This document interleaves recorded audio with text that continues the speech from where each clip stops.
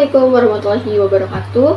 Perkenalkan, nama saya Anindya Rizky dengan NIM 131820081 dari program studi S1 Informatika kelas B. Video ini adalah tugas praktikum pengolahan citra digital yang berjudul segmentasi objek pada citra medis menggunakan output thresholding dan operasi morfologi. Studi kasusnya adalah segmentasi area tumor pada citra MRI otak yang memisahkan area tumor dari jaringan sekitarnya secara otomatis. Tujuannya adalah untuk membaca citra medis, melakukan prapromsesan, memisahkan objek tumor dari latar belakang dengan thresholding, memperbaiki hasil dengan operasi morfologi, mendeteksi kontur dan mengukur objek, lalu mengevaluasi akurasinya terhadap ground truth. Dan dataset yang saya gunakan adalah MRI segmentation dari Kaggle, bersumber dari The Cancer Imaging Archive dan The Cancer Genome Atlas yang saya hubungkan langsung dengan Colab melalui Kaggle Hub. Dataset ini berisi 112 folder pasien dengan total 3.929 pasang citra dan max ground truth. Setelah disaring, ada 1.373 citra yang benar-benar mengandung tumor, dan saya ambil sampel acak 25 citra sebagai datasetnya. Itu sudah memenuhi minimal 20 citra. Ini contoh citra MRI beserta ground truth max-nya. Area putih menandai lokasi tumor hasil anotasi radiolog yang menjadi acuan segmentasi saya. Sebelum segmentasi, setiap citra melalui 3 tahap. Pertama, resize ke 256 x 256 pixel agar seragam, lalu konversi ke grayscale karena thresholding bekerja pada intensitas pixel tunggal, dan Gaussian blur karena 5x5 untuk mengurangi noise. Terlihat perbandingannya di sini, citra asli, grayscale, dan hasil filtering yang sedikit lebih halus. Pada tahap ini, segmentasi dengan 2 metode. Yang pertama, thresholding manual dengan nilai ambang tetap 140. Saya tentukan sendiri dari pengamatan histogram.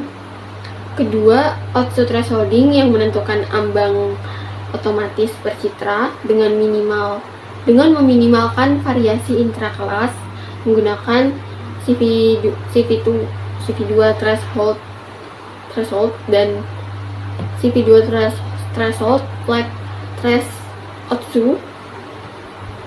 Ini visualisasi pipeline-nya asli, grayscale, filtering, threshold manual 120. Lalu output pada citra ini menghasilkan ambang otomatis sekitar 30.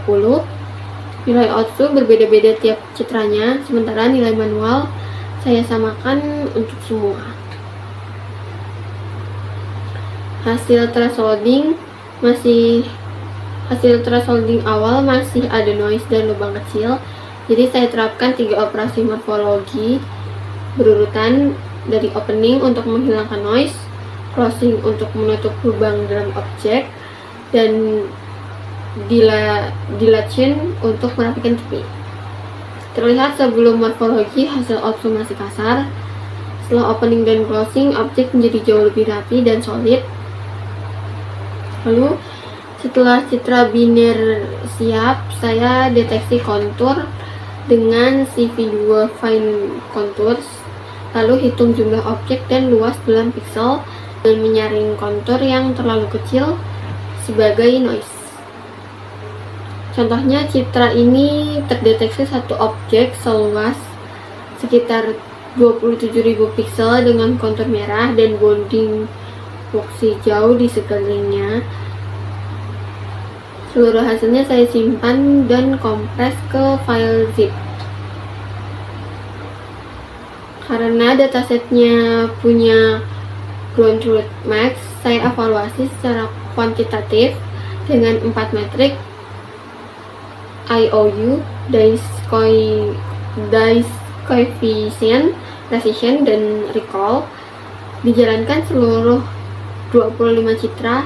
Hasil rata-ratanya recall sangat tinggi, 0,995, tapi precision dan IOU-nya rendah, masing-masing sekitar 0,067, dan dice koefisiennya sekitar 0,12.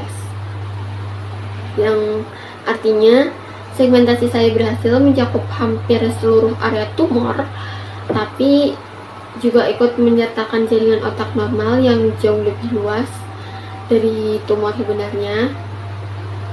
Terlihat di sini, root max jauh lebih kecil dibanding hasil segmentasi saya karena jaringan otak normal dan tumor sama-sama terang, sehingga Otsu yang